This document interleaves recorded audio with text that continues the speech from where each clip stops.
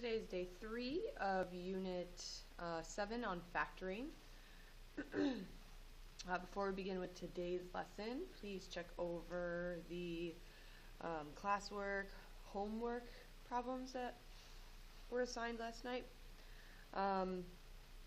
Please make sure that all your signs are the same. So for example, make sure you have a positive 7, positive 1. Also, if you switch these, so if you put b plus 1 and then b plus 7, same exact thing, because remember, multiplication is commutative. Okay, so today we are going to have the same essential question as yesterday. We are looking for, we are factoring trinomials where the leading coefficient is 1. Okay. So for example, let's do the do now. So we're going to factor the following expression. Okay, so this one's not too bad. So we see we have, remember the last, right. So this right here tells me, so one factor will be positive, one will be negative. And this right here tells me that the larger factor is positive. Okay, so let's think of our product needs to be -8. There we go. So again, 1 plus 1 minus 1. And our sum needs to be a positive 2. All right. And then our larger one is going to be positive. So we have 1 positive and 1 negative. So let's see, 1 and 8. The larger would be positive actually. Sorry about that. Okay, so this would be a oh my goodness, a -1 and a positive 8. Okay, and if you add those together, we get a 7, so that does not work. So let's try 2 and 4, -2 plus positive 4, that equals 2, so that works. Okay, so again, these are our factors. So we see that our variable is x, so we're going to go open our two parentheses, x and x, we get a -2 and a positive 4. Okay, so that is what we did yesterday. Just a reminder of our rules. So again, first we find two numbers that add to b and multiply to c. b is our middle term, c is our last term.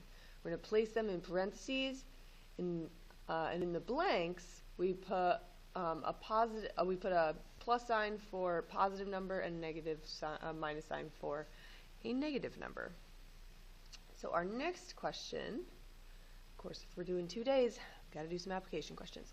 So the area of a rectangle is given by the trinomial x squared minus 3x minus 28. What are the possible dimensions of that rectangle? I feel like I just said triangle, but it is rectangle. Okay, so again, we're just working backwards. So A is equal to length times width. So what we're going to do is we're just going to factor. Okay, so what this is saying is x squared minus 3x minus 28 is equal to two things that are being multiplied together.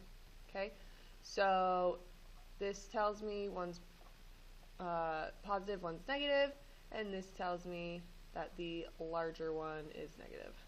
Hopefully you understand all my symbols. Okay, so again, if you don't need to do these product sum charts anymore, feel free to stop, but I think that they are helpful. So we need to multiply to -28, and we need to add to -3. Okay, I'm not even going to try I'm not going to try 1 and -28. I know that won't remotely get me where I need to be. So let's try 2 and -14. That will get me -12, so that doesn't work. 4 and 7, try that. So 4 and -7, That does equal negative 3, so we're good. Okay? So x minus 7, x plus 4 would be our dimensions. A possible dimension, rather. Okay.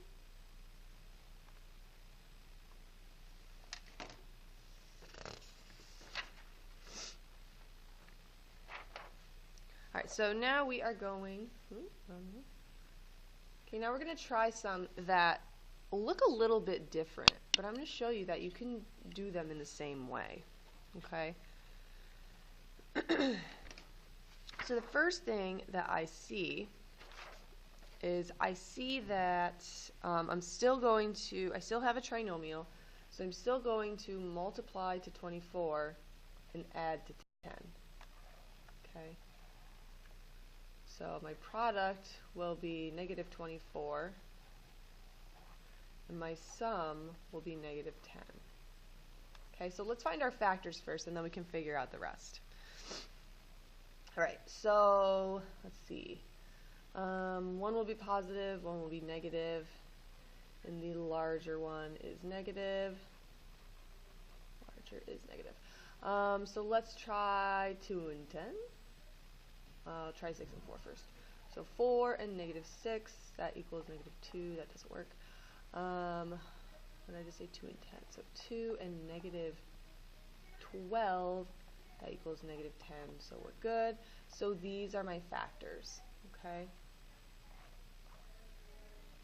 So that takes care of our middle term. Okay. But we got to figure out. So my front term is x squared. So that's definitely going to be x and x. My last term is y squared, so that means that in my second part of my binomial, I have to have a y.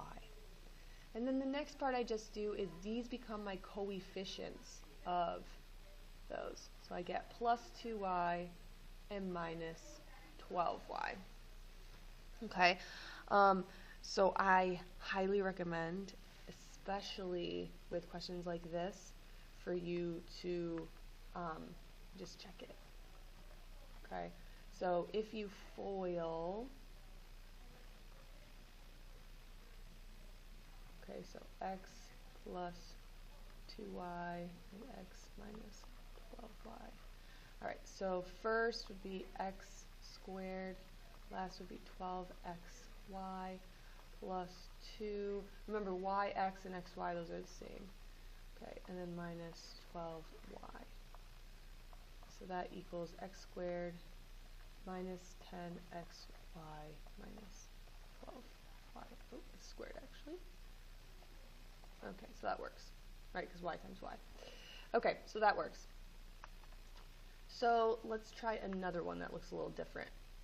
So this is hard to see, but this actually says x to the 4th plus 6x squared minus 7. So again, remember, you're working backwards, okay? So you're always going to put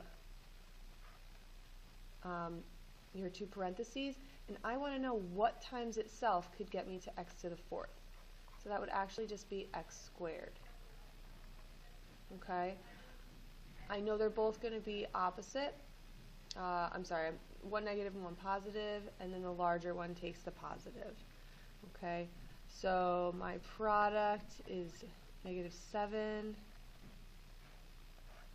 My sum is positive 6. So 1 and 7 are my only options. I know the larger one has to be positive, so this is negative. So that works. So I get x squared minus 1 and x squared plus 7. That's my final answer. Okay. That's my final answer. So those are a little trickier. But again, if you just notice the patterns that are going on and the parts that you are looking at, it's really not too bad. All right, so let's do a couple more of those.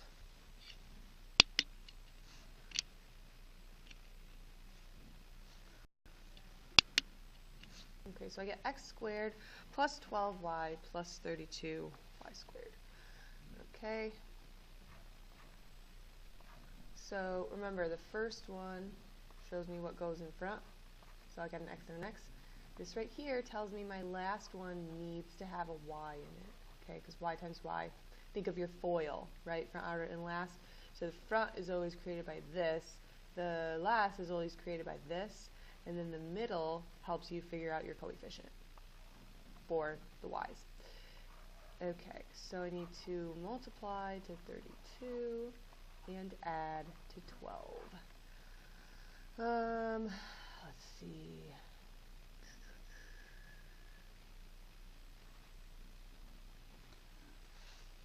Alright, so I know 1 and 32 won't work. 2 and 16, that won't work because we are just having both positives. They're going to be both positives. So 8 and 4, that equals 12. Okay.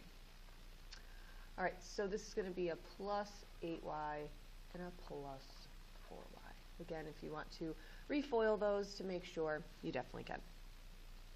Alright, next one. So now we have to the fourth. So let's do that one first. Remember, you're looking what times itself could get me to a fourth. That would be a squared times an a squared. Okay? I'm going to get one of each sign because this is negative, and the larger one will be positive.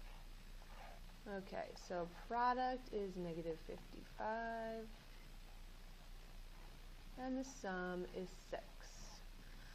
Okay, the larger one will be positive. So let's try 11 and 5. That's all I can think of right now. So the larger one is positive, so this will be negative, and that works. Okay, positive 11 and negative 5. That's your final answer. Okay, I'm hoping these are getting a little bit easier as we're doing a million questions. All right, next one. Okay, so use these examples to help you. If it's written in standard form, this is never going to be the answer. Okay. The next one I see is I have to the 8th power, so it's definitely not x squared. Okay, so again, something by itself. So you're basically if this is anything different, well, actually, even if it's a 2, all you're doing is you're dividing it by 2, and that's going to be your front term. Okay, so divide that exponent by 2, and that's your front terms. Okay, so now I know that they're both the same. Okay, so same sign. And this tells me that they are both negative. Okay, so minus. So already right off the bat I know it's number 1, but let's just double check, of course. So 36 and negative 12. I know it's going to be 2 negatives. So we'll do negative 6 and negative 6, which does equal negative 12. So there's our final answer.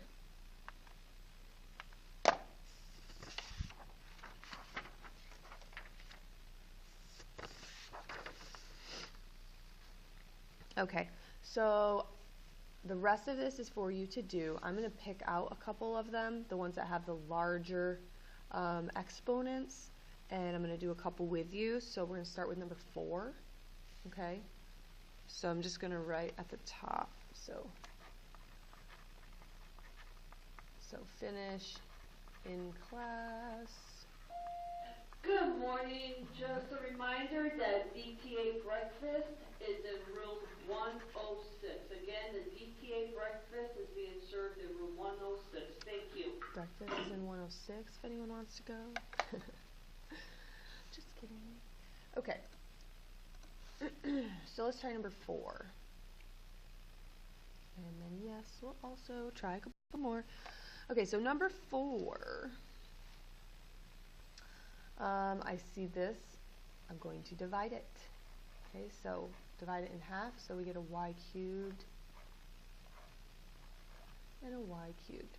So I want two numbers that multiply to positive 8 and add to 9. Hope you're thinking plus 8 and plus 1. Alright, again, don't overthink this, just because there's a higher value than squared. Okay, so let's do this one. Alright, so I get an a squared and an a squared. Same sign, both negative.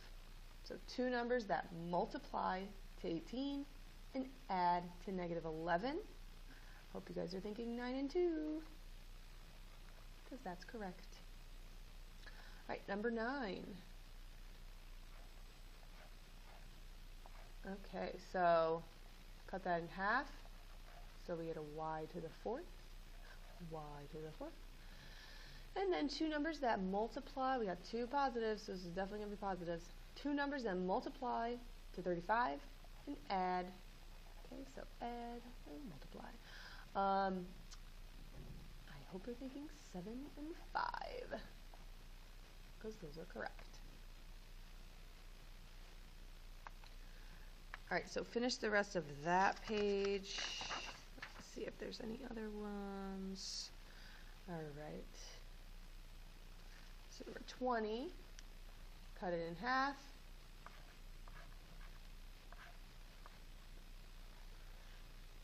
Yes, I know that's a C. Okay, so we get a C squared and a C squared, both positive. Multiply to positive 35 and add to 12, 7, and 5. And yes, I will do this last one. Okay, cut it in half, part of the 5th. Okay, both are the same, and it's negative. It's negative, negative. Only factors of 7 are 7 and 1. Okay, so again, finish for homework.